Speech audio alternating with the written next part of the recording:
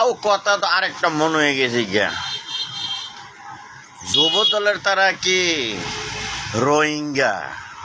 আপনাদের কাছে কি এমন মনে হয় যুব দলের তারা রোহিঙ্গা? যুব দলের তারা যতটি প্রোগ্রাম আছিল প্রত্যেকটি প্রোগ্রামের ভিতরে সামনে ছিল। আপনাদের কাছে তো এমনই লাগে।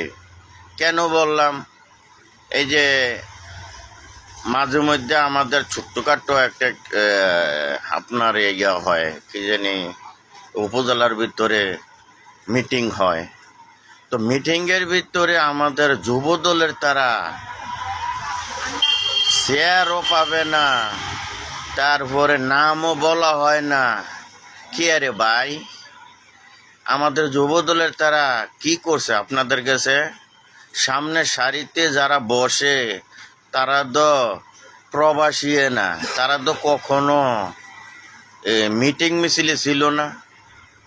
তো আপনারা কি সামনের সারিতে যারা বসে তারা প্রবাসী, তাদের কি টাকা পয়সা বেশি আছে দেখেনি তাদের সামনে বসা? এরকমই তো মনে হয়। আপনাদের কাছে মনে হয় যুব দলের তারা মানুষ না, এমন মনে হয় না? তো আমাদের যুব দলের তারা নামটা কেন বলা হয় না? আপনাদের কাছে আমার এই প্রশ্ন রইল। আর আমাদের কেন মূল্য হয় না, মূল্য দেন না কেন? এটা বাইঙ্গা ব্যাখ্যা করে আমাদের বলতে হবে কেন আমাদের মূল্য দেওয়া হয় না এবং কি মূল্য দেন না কেন।